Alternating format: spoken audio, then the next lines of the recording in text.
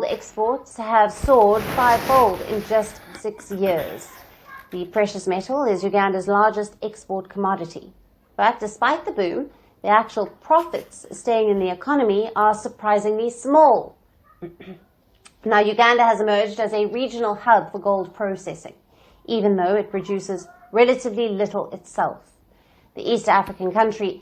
Yes, kakati njagala nkulage nga nsinzira naawe engeri abasajja bano gye babbyemu eggwanga Uganda ne balikaliza ne baleka munnansi nga talina wadde yadde zikuba nnyonyi.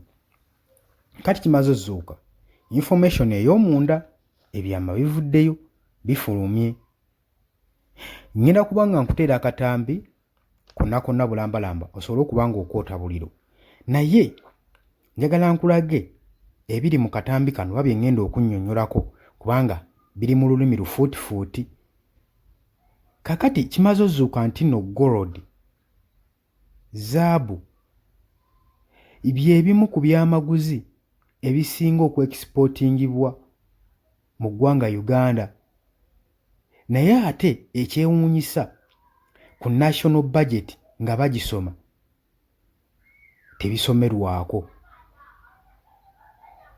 Olowooza lwaki gold ku national budget nga bagisoma? Obadde okimanyi nti no gold tebamusoma? Naye ng'omanye ensonga lwaki? Lwa nsonga gold yenna abironginga eri mwami Yoweri Kaguta Museveni saako ne famire ye.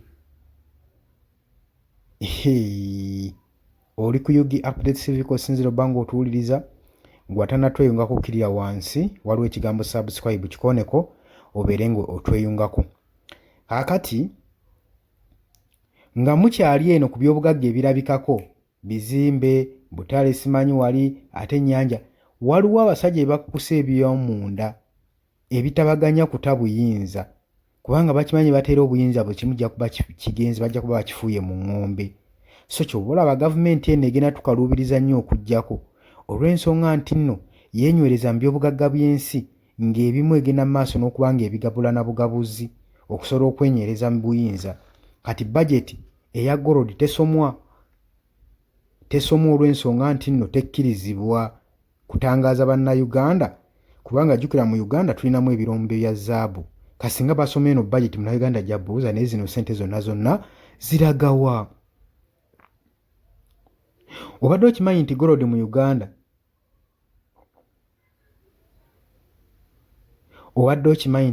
Uganda atwalibwa ng'ekintu eky'ettunzi mu mawanga amalala, era nga Uganda egenda mu maaso n'okwexportinga gold eri mu mawanga agagirinaanye, era bw'emala n'etunda mu ggwanga erya India saako ne mu United Arab Emirates. Ekyo obadde tokimanyi. Obadde okimanyi Uganda etagetinze aya export ku large scale ku gold mine. Yo obadde okimanyi nti nno Abachina obadde oyimanyi ensonga waaki beeremezza mu Uganda? Obadde okimanyi nti ba-owninga project ey'amaanyi eri wase $250 million wano mu Uganda ku gold mine. Kakati nno kankulage kigambibwa nti nno gold export mu mwaka ogwa 2025 yabuuka n'agenda ku bitundu ebiwerako bingenda okuba nga nkulaga okuva mu bitundu mu $1.26 billion okutuuka ku $6.4 billion mu mwaka ogwa 2025. Sente zonna ziragawa? Wano kiraga nti emmwanyi ate yo bakulaga emmwanyi ebadde eyingiza $2.4 billion kyokka kooko abadde ayingiza $700 million buli mwaka. Emmwanyi $2.4 billion. naye zino zonna ziragawa kakati Uganda ebadde ekola export woba ogassegasseemu wamu total range mu export ebadde exportinga $6.4 billion ne importinga ne refininga ku $6.2 billion. Kati mu actual profit amagoba mbu ge babadde bafuna oluvannyuma lwa bino byonna $0.2 billion naye nga golaba kisoboka. Olowooza lwaki ekiriwo ekityo? Lwa nsonga ssente zonna amagoba gonna agavaayo gatwalibwa mwami Yoweri Kaguta Museveni ne famire ye, tegayina we gazimbira ggwanga. Eggwanga lyetugamba nti nno lyanyuunyuusibwa dda ng'oddeeyo wakana ate bamanyi nti eggwanga Uganda likoma kubanga otuuzizaako Mulemeze n'omufuga n'abaterawo obutale n'enguudo. Bino ebyobugagga bino bye mutamanyi ebyekusifu bye bigenda mu maaso n'okuzimba eggwanga, bye bikulaakulanya eggwanga, so mba temubirwaniridde.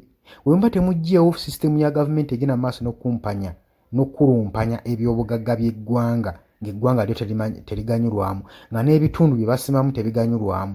So n'amawanga agamu agaggyibwamu golodi ono okuva eggwanga nga Democratic Republic of Congo nago galeka tegakulaakulanyiziddwa olw'ensonga nti no oluusi golodi ono atwalibwa mu ngeri ya agreements ez'enjawulo. Kati so tugamba nti nno eggwanga lyaffe tuli bagagga ne gavumenti yetusibye mu bwavu. Saagala owakane. Oli ku Yugi Updates TV kw'osinzira okuba ng'otuwuliriza. Ngenda kubanga nkulekerako ka full video osobole okuba nga bwekkaanya emitendera gyonna n'oluvannyuma onojja mu comment section onootubuulira. Mbaagala nnyo, mweraba.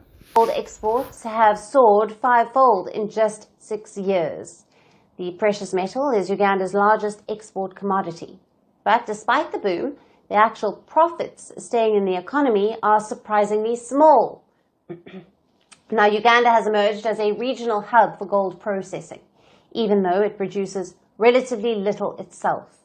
The East African country imports gold ores from neighboring nations, refines them, and then exports the metal to destinations like the UAE and India.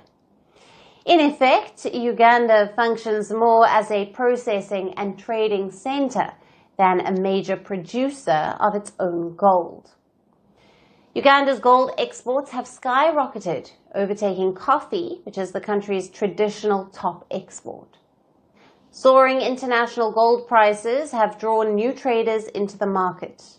Last year, the launch of Uganda's first large-scale gold mine, a Chinese-owned project worth about $250 million, further boosted supplies. As a result, gold exports jumped from $1.26 billion in 2019 to $6.4 billion in 2025. By comparison, coffee brings in just $2.4 billion, while cocoa contributes $700 million a year. Now, despite its surging value, gold brings Uganda an unexpected paradox. This was highlighted by the Deputy Governor of the Bank of Uganda at an economic forum in Kampala. Those familiar with finance, this highlights a paradox. While gold is the largest export earner, it is also the largest import invoice. Looking at the trade balance for gold alone, the net figure is only about $200 million, which raises questions about the origins of some of this gold. Now, to simplify it, the headline number, $6.4 billion, shows the total value of gold leaving Uganda.